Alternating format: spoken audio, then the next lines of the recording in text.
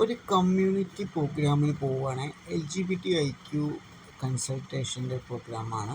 അതായത് welfare and health related. അപ്പോൾ അതിന് പോകാൻ വേണ്ടിയിട്ടാണ് ഈ ഒരുങ്ങി കെട്ടി ഇറങ്ങിയത്. ഇത് റെയിൽവേ സ്റ്റേഷൻ കേട്ടോ, അതായത് താനെ റെയിൽവേ സ്റ്റേഷനിലാണ് നിൽക്കുന്നത്.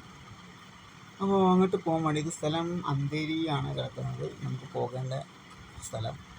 അപ്പോൾ ഞാൻ ദാദർ ഇറങ്ങി കേട്ടോ. ദാദറത്തെ തിരക്കുണ്ടല്ലോ, ഇതാണ് ദാദർ സ്റ്റേഷൻ, റെയിൽവേ സ്റ്റേഷനിലെ തിരക്ക്. ഇമാതിരി ആൾക്കാരെന്ന് പറയും, ഒത്തിരി ആൾക്കാർ വരും. അപ്പോൾ സത്യം പറഞ്ഞാൽ എനിക്ക് വഴിയൊന്നും അറിയില്ല കേട്ടോ, കാരണം ഞാൻ അന്തേരി പോയിട്ടുണ്ടെങ്കിലും ഇത് അന്തേരി എയർപോർട്ടിൻ്റെ അടുത്താണ് കിടക്കുന്നത്. പക്ഷേ എനിക്ക് ഈ റൂട്ട് എവിടെയാണെന്നുള്ളത് ഒരു ഐഡിയ ഇല്ല. അപ്പോൾ അങ്ങോട്ടുള്ള യാത്ര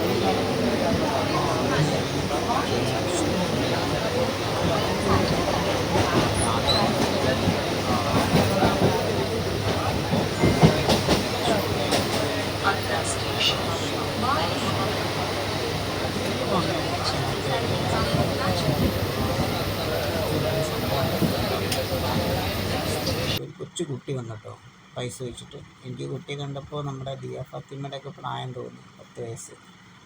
ദിയ ഫാത്തിമ ആവണമെന്നില്ല, ബട്ട് എനിക്കെന്തോ ഇങ്ങനെ ഈ കുട്ടി വന്നിട്ട് പൈസ ചോദിക്കുകയാണെങ്കിൽ എനിക്കെന്തോ ഒരു സങ്കടം. ഇങ്ങനെ കുറേ കുട്ടികളെ കാണാതാവുന്ന സംഭവം ഉണ്ടല്ലോ. അപ്പോൾ അവിടുന്ന് സ്റ്റേഷനിൽ നിന്ന് ഇറങ്ങിയ ശേഷം എനിക്ക് നല്ല വിശപ്പുണ്ട് കേട്ടോ. അപ്പോൾ ഞാൻ ഒരു സാൻഡ്വിച്ച് കുടിക്കുകയാണ്, കൂടെ ഒരു നിംബൂസും. അപ്പോൾ കുറച്ച് ഡയറ്റിംഗ് ഉള്ളതുകൊണ്ടാണ് ഞാൻ ഈ വെജ് സാൻഡ്വിച്ച് കഴിക്കുന്നത്.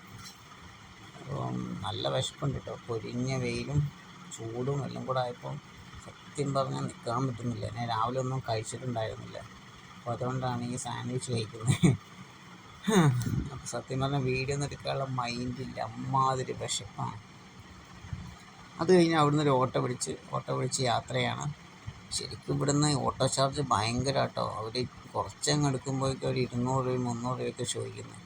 അപ്പം നമുക്കിവിടെ എത്തണമല്ലോ എത്രയും പെട്ടെന്ന്. അപ്പോൾ അതുകൊണ്ട് പൈസ ഒന്നും നോക്കിയില്ല. ഡെസ്റ്റിനേഷനാണല്ലോ പ്രധാനം, കാരണം എനിക്ക് ലേറ്റ് ആകാൻ പറ്റില്ല. അവിടെ ഓൾറെഡി ടൈം ലേറ്റ് ആയിട്ടുണ്ട്. അപ്പം എത്രയും പെട്ടെന്ന് അവിടെ എത്തുക എന്നുള്ള ഒറ്റ ലക്ഷ്യം മാത്രമേ ഉള്ളൂ. അപ്പോൾ അതുകൊണ്ട് തന്നെ അവർ പറഞ്ഞ പൈസ കൊടുത്ത് നേരെ വണ്ടി വിട്ടിട്ടോ. പോണ വഴിക്കുള്ള കാഴ്ചകളാണ് ഈ കാണിക്കുന്നത്. സത്യം പറഞ്ഞാൽ നല്ല ചൂടാണ്, മഴയൊന്നും പെയ്തിട്ടില്ല. മഴേൻ്റെ തലേ ദിവസങ്ങാനും ജസ്റ്റ് ഒന്ന് പെയ്തിട്ടുണ്ടായിരുന്നു, അതുകൊണ്ടാണ് കുറച്ച് വെള്ളമൊക്കെ ഒട്ട് കിടക്കുന്നത്. അങ്ങനെ ഞങ്ങൾ നമ്മുടെ ഡെസ്റ്റിനേഷനിൽ എത്തി കേട്ടോ. ലെമൺ ട്രീ പ്രീമിയം, ഇത് 5 സ്റ്റാർ ഹോട്ടലാണ്. പക്ഷെ ഇവിടുത്തെ എനിക്ക് സർവീസ്, അതായത് കസ്റ്റമർ സർവീസ് എനിക്ക് ഇഷ്ടപ്പെട്ടില്ല കേട്ടോ. കാരണം സാധാരണ നമ്മൾ മറ്റുള്ള ഹോട്ടലിൽ, ലളിത ഹോട്ടലൊക്കെ ചെന്ന് കഴിഞ്ഞാൽ നമുക്ക് ഡ്രിങ്കൊക്കെ തരും കുടിക്കാൻ വേണ്ടിയിട്ട്. അപ്പം ഇവിടെ അങ്ങനത്തെ സംഭവമൊന്നും ഞാൻ കണ്ടില്ല. എന്തോ ഒരു കസ്റ്റമർ ഡീലിങ്സ് ഒന്നും പോരാ, എനിക്ക് വലിയൊരു ഇഷ്ടം തോന്നിയില്ല കേട്ടോ. ലെമൺ ട്രീ പ്രീമിയറാണ് ഈ ഹോട്ടൽ. അപ്പോൾ നമ്മൾ പിന്നെ ഗസ്റ്റ് ആണല്ലോ, അതുകൊണ്ട് പിന്നെ വലിയ കാര്യമൊക്കെ എടുത്തില്ല. ഗസ്റ്റ് എന്ന് പറയാൻ പറ്റില്ല, നമ്മൾ ഇൻവൈറ്റഡ് ആയിട്ടുള്ള ആൾക്കാരാണ്. അതുകൊണ്ട് അങ്ങനെ ഞാനവിടെ ഇങ്ങനെ നമ്മുടെ ഫ്രണ്ട്സിനെയും കാത്തിരിക്കുകയാണ്. ഫ്രണ്ട്സ് എനിക്ക് നമ്പർ അയച്ചു തന്നിട്ടുണ്ടായിരുന്നു, ഒരു ഇതിൻ്റെ ഓർഗനൈസറെ. പക്ഷേ അവരെ വിളിച്ചിട്ട് ഫോൺ എടുക്കുന്നില്ല. പിന്നെ അവർ കുറച്ച് നേരം എൻ്റെ അടുത്ത് പറഞ്ഞു 3rd ഫ്ലോറിലോട്ട് വരാൻ. അപ്പോഴാണ് ഞാൻ ഈ സംഭവം കാണുന്നത്, LGBT+ കമ്മ്യൂണിറ്റി എന്ന് പറഞ്ഞു. നേരെ ചെന്ന് കയറിയത് ഇതാ ഫുഡിലോട്ടാണ്. ഫുഡ് കഴിക്കാൻ അത്രയും വിശപ്പുണ്ട്. അപ്പോൾ ആരും ഒന്നും വിചാരിക്കരുത്, വിശപ്പിൻ്റെത് കൊണ്ടാണ് കഴിക്കുന്നത്. കുറച്ച് അലഞ്ഞ് തിരിഞ്ഞ് നടന്ന്, അതുകൊണ്ടാണ് കേട്ടോ. അപ്പോൾ ഫുഡ് കഴിക്കുന്നത് കൊണ്ടാണ്. അപ്പോൾ ഫുഡ് കഴിച്ച ശേഷം പിന്നെ നമ്മുടെ പ്രോഗ്രാമിലോട്ട് പോവുകയാണ്. In India, it seems that we are at 79, which kind of points to a direction. Those of you who do know, India's AIDS control program is over 25 years old, and it does operate in a very structured way. It does have several facilities linked to it. It has achieved many results. But at this point of time, there is, even NACO acknowledges that there is a bit of a saturation when it comes to the actual testing services being made available to those who need to know their status. And when I say that, I'm talking. അപ്പോൾ ഇത് LGBTIQയുടെ consultation programme ആട്ടോ, health and welfare related ആണ്. അപ്പോൾ ഒത്തിരി speakers ഉണ്ടായിരുന്നു, ഒരുപാട് sponsors conduct ചെയ്യുന്ന ഒരു പ്രോഗ്രാം ആട്ടോ. USAID, അങ്ങനെ ഒരുപാട്, USAID ആണ് എനിക്ക് ഓർമ്മയുള്ള ഒരു സ്പോൺസർ. അങ്ങനെ ഒരുപാട് അവിടെ എഴുതിയിട്ടുണ്ട്. USAID, അതുപോലെ തന്നെ ഒരുപാട് ഓർഗനൈസേഷൻസ് ഉണ്ട്. അപ്പോൾ നിങ്ങൾക്ക് അതിൻ്റെ മുകളിൽ കാണാം ആരൊക്കെയാണ് ഇത് ഓർഗനൈസ് ചെയ്തിട്ടുള്ളത്. ഓക്കെ, അപ്പോൾ സംസാരിക്കുന്ന ആൾ USAIDയുടെ പ്രധാനപ്പെട്ട ഒരു കാര്യപ്പെട്ട ആളാണ്. അങ്ങനെ നടത്തുന്ന കുറേ കമ്മ്യൂണിറ്റിയുടെ ആൾക്കാരെല്ലാവരും കൂടിയിട്ടുള്ള കുറേ കോൺവെർസേഷനായിരുന്നു.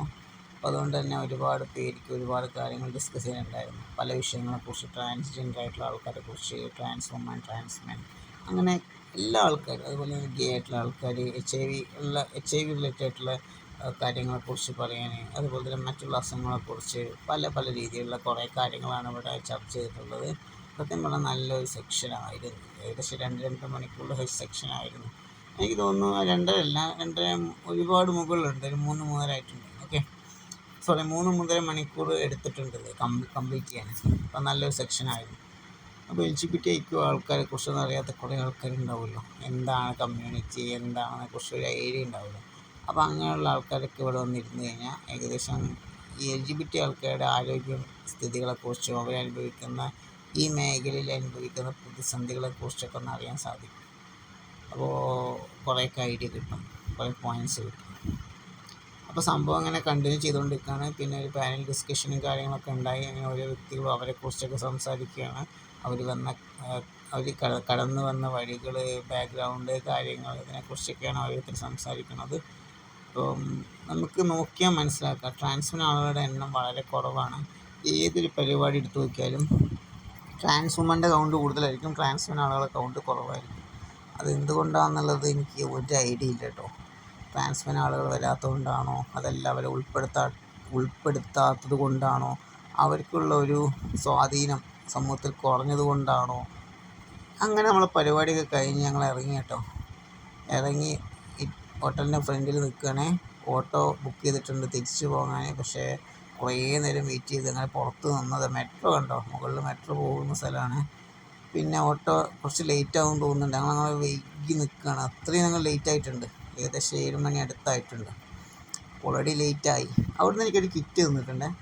ആ കിറ്റിലുള്ള സാധനങ്ങളൊക്കെ ഒന്ന് കാണിച്ചു തരാം. അങ്ങനെ പിന്നെ ഞങ്ങൾ തിരിച്ചു പോകുന്നു കേട്ടോ. ആ സംഭവം ഞാൻ പറയാൻ മറന്നുപോയി.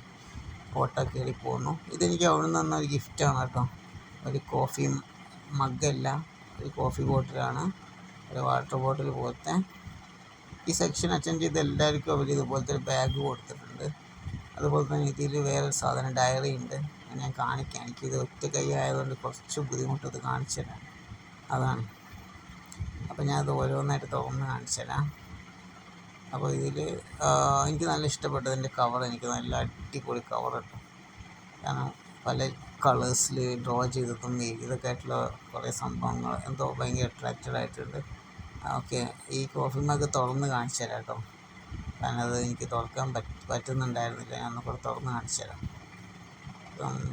ആകെപ്പാടെ ബുദ്ധിമുട്ടായി, സ്വീപ്പായി. എൻ്റെ ഒരു കയ്യിൽ ഫോണാണ്. അതാണ് ഇത്രയും അലമ്പ്. തുറക്കാൻ കുറച്ച് പ്രയാസം. എന്തായാലും ഞാൻ തുറന്ന് കാണിച്ചു തരാം. എന്നിട്ടേ കാര്യമുള്ളൂ, ബാക്കിയുള്ള കാര്യം. ഇതാണ് സാധനം. അപ്പോൾ ഇത് നല്ലൊരു ബോട്ടിലാട്ടോ. എനിക്ക് നല്ലപോലെ ഇഷ്ടമായി. ഇത് വാം ആൻഡ് കോൾഡ് രണ്ടും പറ്റും. കോഫിയോ ടീയോ മിൽക്കോ എന്ത് വേണമെങ്കിൽ കൊണ്ടുപോകാം. ഇനിയിപ്പോൾ അതല്ല, നമുക്ക് വെള്ളം വേണമെങ്കിൽ അതും കൊണ്ടുപോകാം. ജിമ്മിൽ യൂസ് ചെയ്യാനും പറ്റും കേട്ടോ. നല്ല ബോട്ടിലാണ്. ഇതിങ്ങനെ അടപ്പൊക്കെ ഉണ്ട്, നല്ല അടിപൊളി അടപ്പുള്ള ബോട്ടിലാണ്. അപ്പോൾ എനിക്ക് നല്ലപോലെ ഇഷ്ടപ്പെട്ടു. ബോട്ടിൽ സ്റ്റിക്കറൊക്കെ ഒട്ടിച്ച് വെച്ചിട്ടുണ്ട് അവർ. ഞാൻ അടുത്ത സാധനം കാണിച്ചു കേട്ടോ. അടുത്ത സാധനം എനിക്ക് വളരെയധികം ഇഷ്ടപ്പെട്ട സാധനമാണ്. ഡയറിയാണ് കേട്ടോ. കാരണം ഇതുപോലത്തെ ഒരു ഡയറി ഞാൻ പ്രതീക്ഷിച്ചാണ് കിട്ടിയിരുന്നെങ്കിൽ, പക്ഷേ എനിക്ക് കിട്ടി. എനിക്ക് ഭയങ്കര ഇഷ്ടപ്പെട്ട ഡയറി, നല്ല അടിപൊളി ഡയറി. ആഹാ, ഇതിൽ നമ്മുടെ ഈ പല കാര്യങ്ങളും നമുക്ക് നോട്ട് ചെയ്ത് വെക്കാൻ പറ്റും, പേഴ്സണൽ കാര്യങ്ങളൊക്കെ. നല്ല ക്വാളിറ്റി ഡയറി. പിന്നെ എനിക്കൊരു പെന്നിൻ്റെ പോക്കറ്റിലായിരുന്നു. പിന്നെന്താ, ഒരു ബാഡ്ജ്. ഇതെന്നെ കിട്ടിയുള്ളൂ, വേറെ ഒന്നും കിട്ടിയിട്ടില്ല. ഇതാണ് ബാഡ്ജ്, പ്രൈഡ് 2024. ഇത്രയേ ഉള്ളൂ.